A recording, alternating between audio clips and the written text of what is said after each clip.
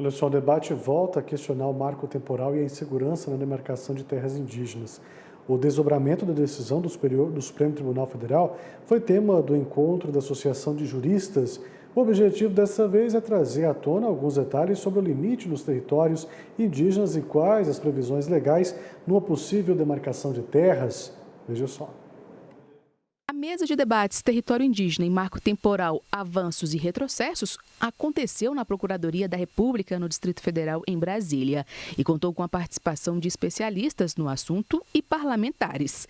O presidente da Associação Nacional dos Procuradores destacou compreensão do que entende o Supremo Tribunal Federal e das propostas legislativas em discussão no Congresso Nacional. E por uma decisão do Supremo Tribunal Federal que ainda demanda uma série de esclarecimentos, e claro, por conta das diversas pressões que nós sabemos existentes pelo posicionamento do Congresso Nacional. Então, a ideia da ANPR na realização desse evento é justamente trazer elementos que nos fortaleçam o conhecimento, que nos fortaleçam a capacidade de diálogo. Em 2023, o Supremo e o Congresso Nacional tomaram atitudes divergentes sobre o marco temporal para a demarcação de terras indígenas. Enquanto o STF considerou inconstitucional a tese jurídica como critério para a delimitação de terras indígenas, o Congresso estabeleceu um marco temporal como regra para as demarcações.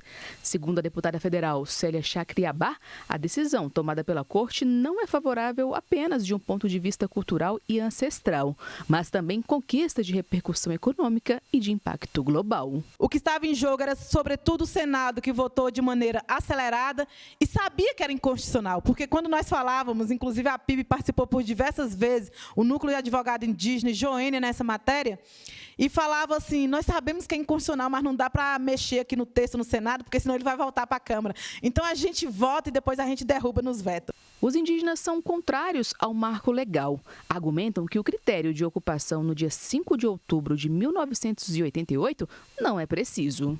Existe uma economia inteligente, uma economia indígena, por que não? Um sistema próprio jurídico, seja penal, seja civil, a concepção sobre direitos territoriais, concepção sobre cultura.